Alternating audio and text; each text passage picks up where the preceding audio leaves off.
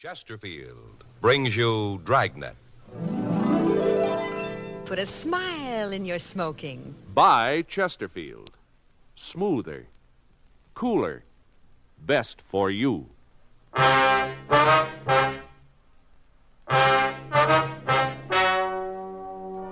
Ladies and gentlemen, the story you are about to hear is true.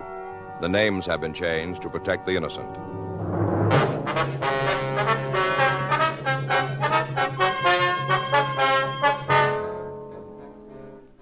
You're a detective sergeant. You're assigned to robbery detail. You get a telephone call from a woman who wants to see you. She says it's about her husband. She's afraid he's going to pull a holdup. Your job? Check it out.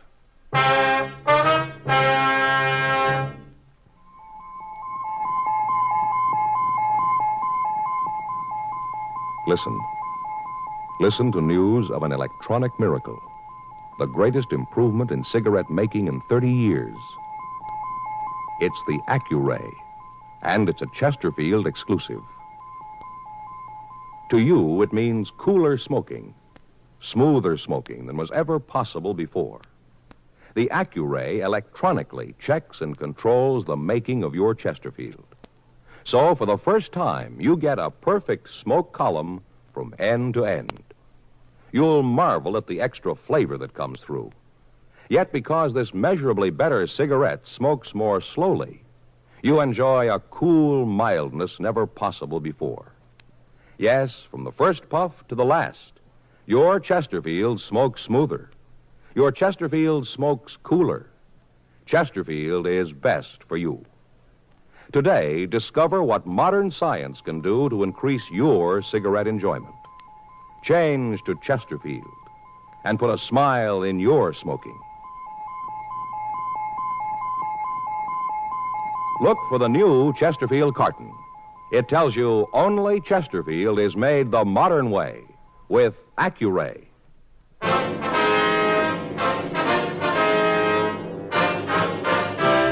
Dragnet, the documented drama of an actual crime. For the next 30 minutes, in cooperation with the Los Angeles Police Department, you will travel step by step on the side of the law through an actual case transcribed from official police files.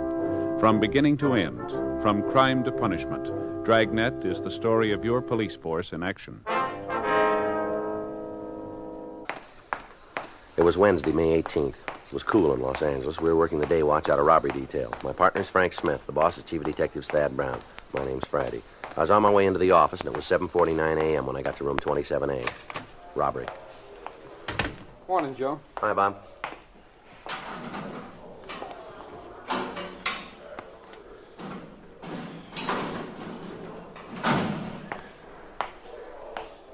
Well? Well, what? Good morning, Frank. Oh, hi. What's eating you? Nothing. Are you mad about something? What would I be mad about? I don't know, but you didn't say good morning. I'm just not going over there anymore, that's all. Over where? The Talbots. Who? The Talbots, you know, live down the street, sells real estate. Oh, yeah. We bought our house from him. I see. We got to be friends. At least his wife and Faye are friends. I never cared for him much myself. Mm-hmm. What happened? Between you and him, did you have a fight? I don't fight with people, Joe. You know that. Oh, that's right. I I forgot. just found him out, that's all. Just found him out, the kind of a guy he really is. Is that right? Yeah. They use signals. What? Signals, him and his wife. Can you imagine that? They use them. What kind of signals? Different ones for different words. Well, what do you mean? When they play charades. Oh, I see. Yeah. Well, that's too bad. Had us over their place last night. Some other couples, too. About 8 or 10 of us in all. Yeah, 10. 5 on each side. Each side. Yeah, for the charade games. You played it, haven't you? Yeah, when I was about 10 years old, we used to play. Well, now, look, buddy, it's no kid's game. Not the way they play. Is that right? Oh, they give you stuff to act out. Titles and quotations. You've never even heard of half of them. Mm-hmm. And to top it off, they got signals. Yeah. Noun, verb, little word, big word, person's name, letters of the alphabet. They got signals for all of them. You can spell something out. What's the point of the game? Well, beat you pretty bad, didn't they? Huh? Last night in the game, you lost. That hasn't got anything to do with it, Joe. No, I don't imagine. Doesn't matter who wins or loses. It's the principle of the thing. That's all it is. Signals. Yeah, I'll get it. And they use them. Robbery Friday. Yes, ma'am. Well, I don't know. What seems to be the trouble? I see. Yes, I guess we could. Where is that? Are they open this early? All right. Yes, ma'am. We'll be there. Goodbye. Lady wants to talk to us. Says she'll meet us at a bar out on Melrose. What's it all about? Her husband. Yeah. He bought a gun.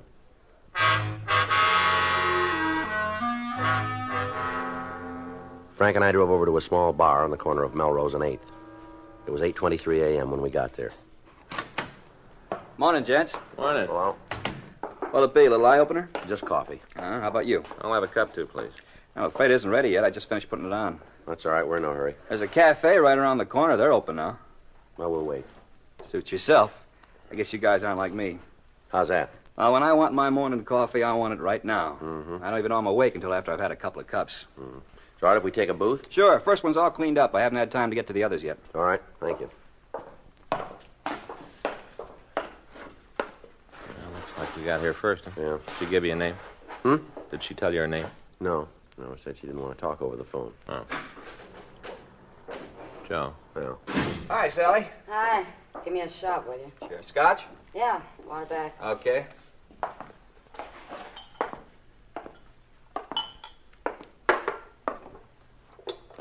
Go ahead, mister. Take a good look. I was waiting for somebody. I guess I made a mistake. Yeah, you sure did. I'm sorry. A little later on, I might be interested, but not at 8:30 a.m. Getting worse all the time, ain't it? Gal can't even have a morning pick-me-up without some guy starting to move in on her. Well, here's looking at you, Mike. Down a hatch.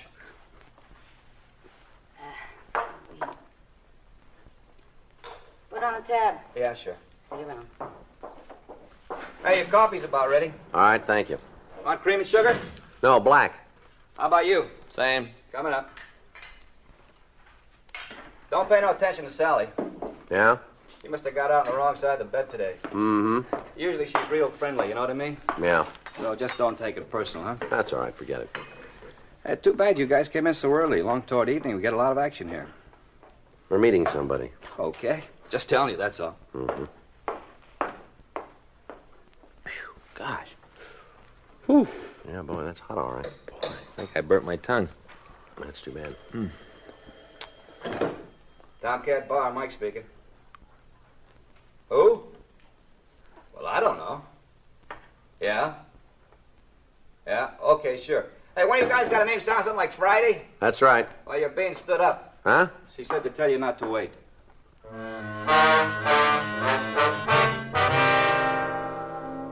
Frank and I left the Tomcat Bar and we went back to the office. 10:17 a.m. An informant called with a tip about a grocery store holdup that had taken place the previous Monday.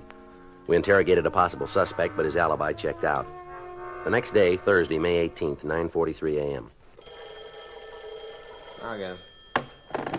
Robert Smith. Who? Oh, yes, Smith. Joe, it's for you. Okay. Friday. Yeah? Yeah, I remember. Well, we were there. Well, why don't you give me your name this time? No, I'm sorry. We'll have to have your name. Flint? F-L-I-N-T? All right, now look, Miss Flint, if this is some kind of a gag... All right, if you're sure this time.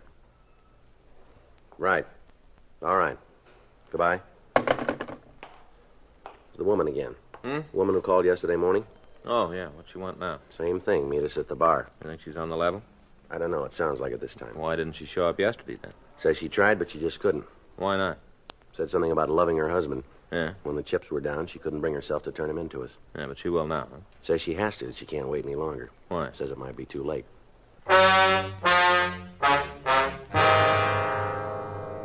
10:16 a.m. Frank and I left the office and drove out to the bar. When we got there, there was only one customer in the place, a small, dark-haired woman sitting in the corner booth. Hi. How are you today? What'll it be, coffee again? Yeah. Okay, what do you want? Well, we'll let you know. Hmm? That woman over there in the corner, Yeah? do you know who she is? Don't think she's been in before. All right, thank you. Say, that reminds me. Yeah? Sally was around last night. I asked her about you. Yeah. Guess she had a change of heart. She's a pretty good kid. Yeah. Miss Flint? Are you Miss Flint? Yes? Well, my name's Friday. It's my partner, Frank Smith.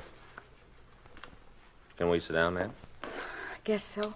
You guys want your coffee over there? Yeah, it'll be fine. How about the lady? Would you like something, ma'am? I'd like a drink. All right. I'm gonna need it. What'll it be? Oh, I don't care. Bourbon, I guess. Bourbon and ginger ale. Lady wants a bourbon and ginger ale. All right. Does he know? Ma'am? The bartender, does he know you're cops? No, I don't think so. We haven't told him. Well, if anybody finds out, I'd talk to you. If Rod ever finds out, well, I guess that just about washes up. Rod's your husband, is that right? Yeah. Rodney Flint.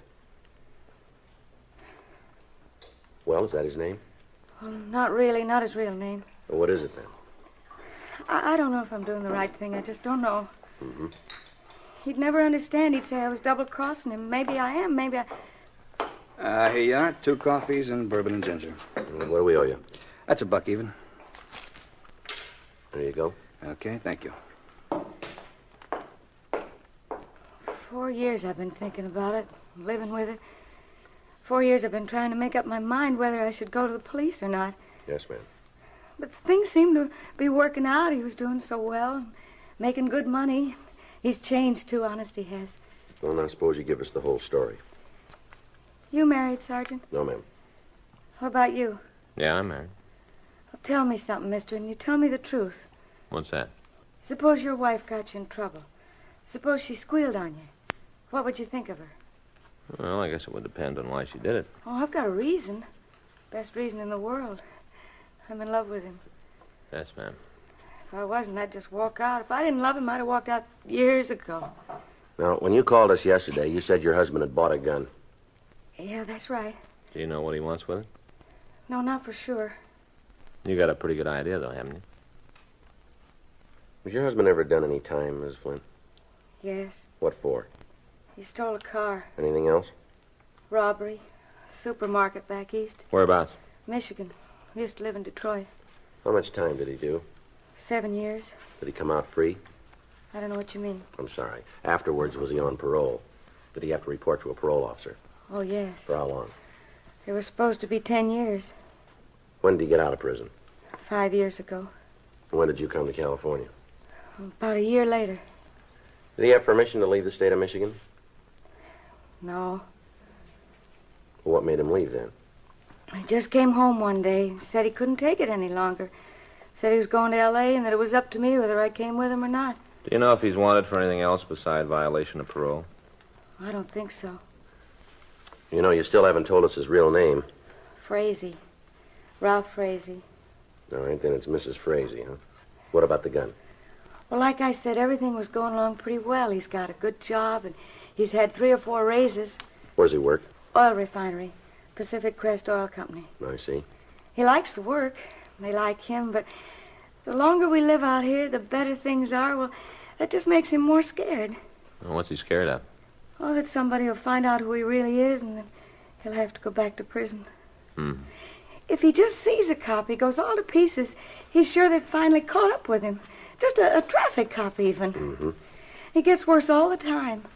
Jumpy and nervous and, well, scared. That's the only word for it.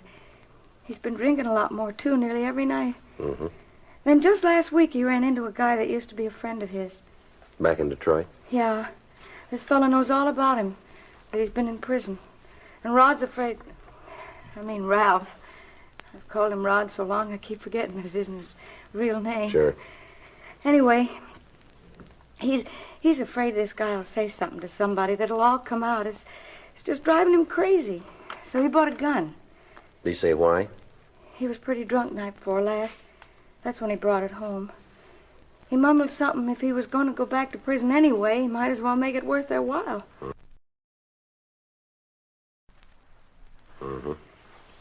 Maybe he's planning another robbery, I don't know. I don't really think he would. But with all this drinking and being so darned upset, well, I don't know what he might do. Where's the gun now, Miss Frazee? At home. He hid it in the stove in the pan under the broiler. At least that's where he put it last night after... After what? Well, you see, he was carrying on doing a lot of talking, and he was holding the gun at the same time, waving it around, telling me how easy it'd be to go out and rob somebody.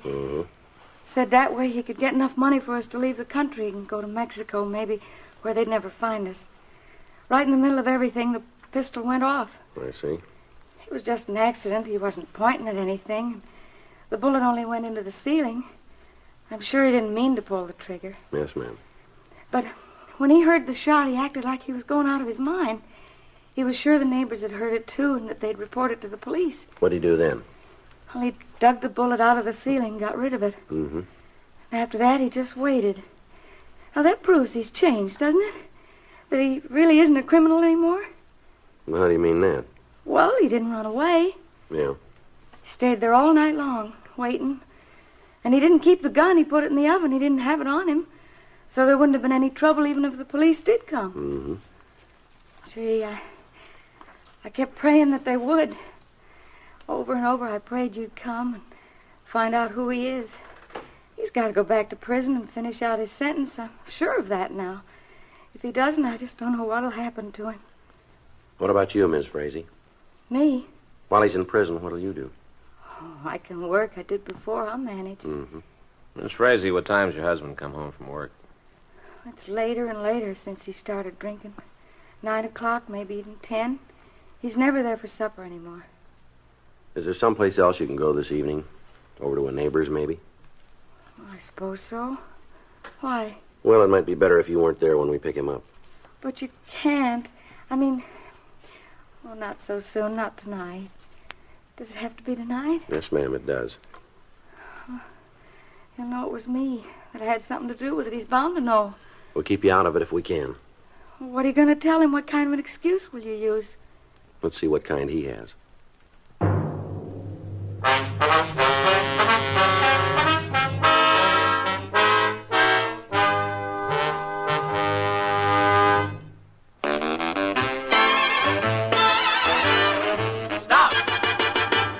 Smoking with a smile, with Chesterfield. Smoother, cooler, milder, Chesterfield. Put a smile in your smoking, just give 'em a try. Chesterfield's best for you, they satisfy. When you shop, stop. Remember, vacation time is carton time. The cigarette to take with you is Chesterfield, made the modern way, with Accuray. Take along a couple of cartons and put a smile in your smoking. Chesterfield. Smoother, cooler, best for you. Remember, in the whole wide world, no cigarette satisfies like Chesterfield. Put a smile in your smoking, just give 'em a try. Chesterfield's best for you, they satisfy.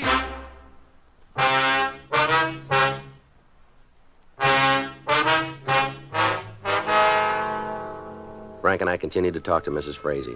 She agreed to be out of the house during the evening. She also gave us a description of her husband. She said he was WMA, 38 years old, 5'11", and he weighed about 170. She told us he had black hair, brown eyes, and a dark complexion. 11:27 a.m., we went back to the office. We ran the names Rodney Flint and Ralph Frazee through R&I. They had nothing on Flint. Under Frazee, we found a warrant from the state of Michigan for a violation of parole. The dates given on the warrant checked with what Mrs. Frazee had told us. We contacted the Pacific Crest Oil Refinery, and without stating that we were from the police department, we learned that a man named Rodney Flint had been employed there for the last 3 years.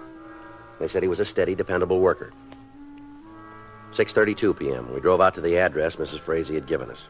It was a modest one-story home just off Santa Monica Boulevard. We parked across the street and waited for Frazee to return from work. 7:05 p.m., we saw Mrs. Frazee go into a neighbor's home 3 doors west.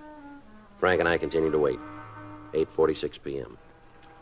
Joe, across the street. Yeah, he's turned into the driveway. Let's give him a minute, let him get inside. All right. Now the lights are on now, let's go. All right.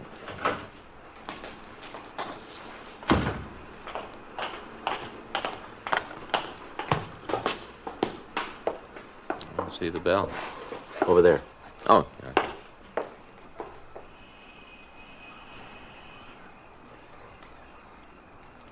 Who's coming? Mm-hmm. Yeah? We'd like to talk to you for a minute. What about? We're police officers. What? Police. This is Frank Smith. My name's Friday.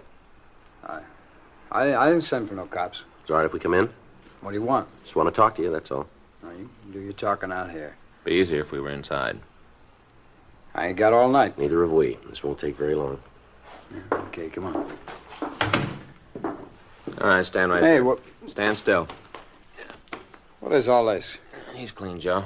What's your name? Come on, give us your name. Flint. First name, too. Rodney. You alone? Yeah? You live alone? My wife's out. She left me a note. Said she's going over to the neighbors babysit for. Mm-hmm. Were you home last night? Yeah, I was home. All night? From about 10 o'clock on. Did you hear a gun go off? What? A gun. Did you hear one go off? Of course not. Well, somebody did, and they reported it. Said it sounded like it came from this house. Last night, she said. That's right, Flint. Oh, boy, what a police force. You cops ought to be real proud of yourself. Yeah? Is this all you got to do? Check up on some characters? Been hearing things? There wasn't any shot, huh? Well, I didn't hear it. I see. Kind of late to be asking, ain't it? We just got around to it. Took a whole day, huh? Suppose you need a cop. What are you supposed to do? Make an appointment ahead of time? Are you sure about this, huh, Flint? About what? You didn't hear any gunfire. I didn't hear nothing. There's a lot of traffic down the boulevard. Maybe a car was backfiring. Maybe that's what it was. Do you own a gun? Uh-uh. You sure about that? Well, I'd know if I had a gun, wouldn't I? Is it all right if we look around? What for? Want to give your place a once-over? No, it's not okay. Oh? I ain't gonna have you busting in here. Now, come on, go on, beat it, huh? We can get a search warrant and come back. You listen to me, and you listen good, Yeah. huh? This isn't Skid Row, mister. This is my home. I own it. Now, you're not messing around a Main Street bum, either. I got a good job for a big company. They pay a lot of taxes in this town. They pay a lot of your salary. Yeah.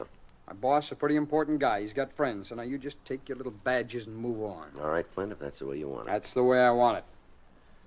Just give us one more thing. What are you afraid of? I'm not afraid of anything, you guys especially. You're sure not very anxious for us to look around. There must be a reason for that. Well? Okay. Go ahead and search. It's no skin off of my nose. All right, thanks. Fat chance you'd have a fine on something even if it was here. Dumb cops, it took you a whole day to get here, a whole day to answer one lousy crackpot call. Well, don't forget. Yeah? It got answered.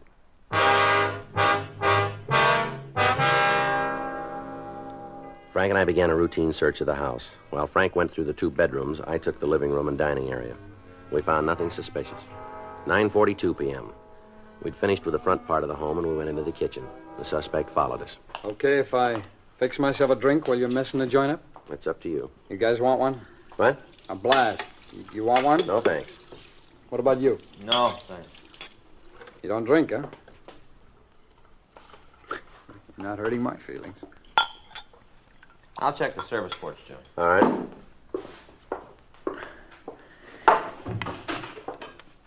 You know, my wife's gonna raise Cain when she sees what you guys have done to the house. We're being as careful as we can, Flint. Yeah, sure. Well, now, come on. How about winding it up, huh? Just a couple of minutes. Well, you boys really believe in wasting time, don't you? What do they do? Pay you by the hour? There's nothing out there, Joe. No. I guess that takes care of it. Yeah. All right, come on. I'll be glad to show you to the door. We'll find our way. Just a minute. Did you check the stove? Huh? The stove. No, I thought you did. All right. All right, now what? We forgot something. Yeah? Well, it looks empty. What's with you? You think I'm cooking a gun? Yeah, it's okay, Joe. All right. As soon as I get this pan back. Hey, watch it there. Grab him, Joe. Wait a minute, Flint. You're not going anywhere. Look, I don't know what this is all about. I never saw that gun before in my whole life. Yeah. I don't even know how it got. Well, let's talk about it downtown. Huh? Come on. Look, wait a minute now. You can't haul me in like this. What have I done? You got to have a charge. I know the law. You got to charge me with something. You won't find anything. We found a gun.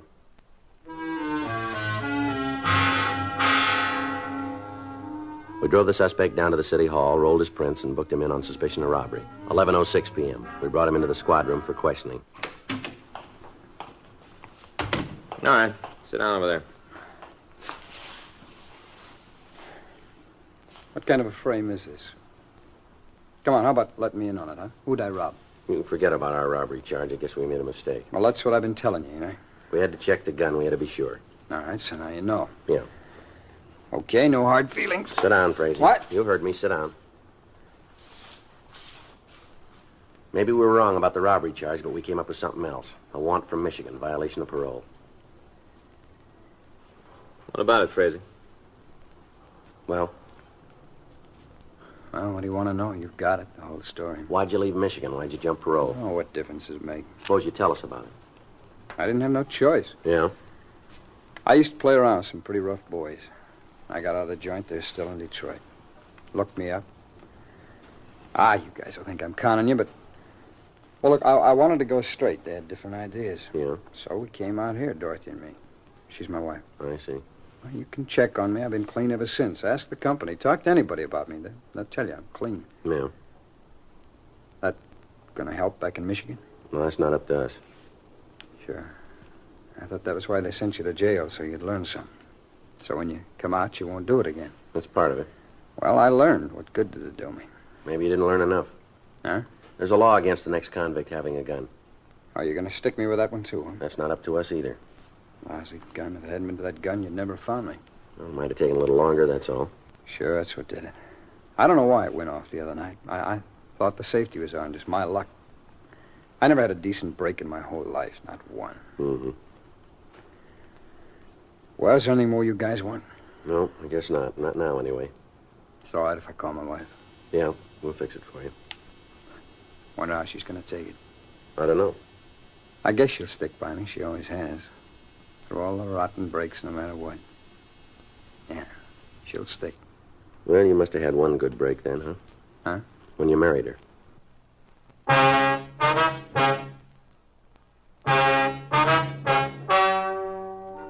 The story you've just heard is true. The names were changed to protect the innocent.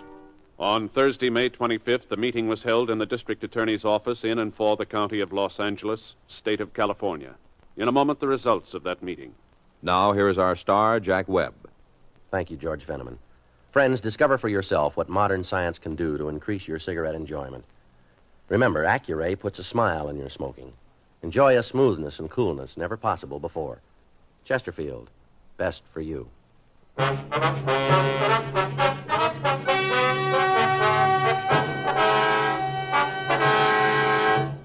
In the interest of justice, and because of the suspect's good behavior record in Los Angeles, it was decided not to press charges against him for possessing a gun. Ralph Putnam Frazee, alias Rodney Flint, was turned over to Michigan authorities to serve out his previous sentence. He has since been released and has returned to his former employment in Los Angeles.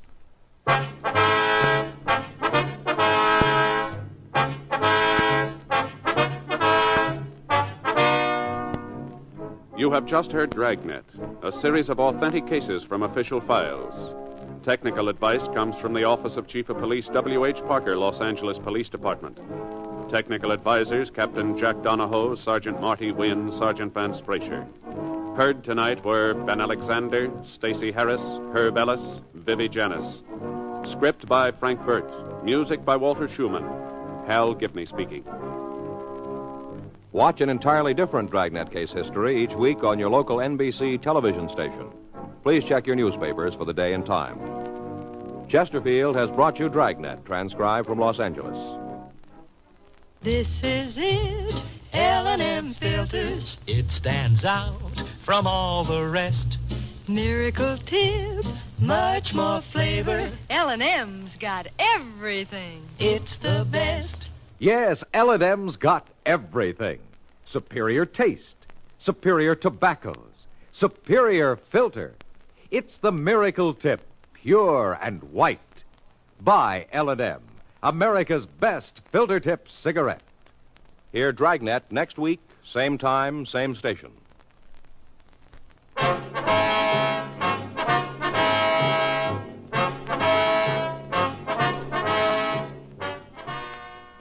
Tonight, hear a special broadcast, The Atom, Menace and Promise, on most NBC radio stations.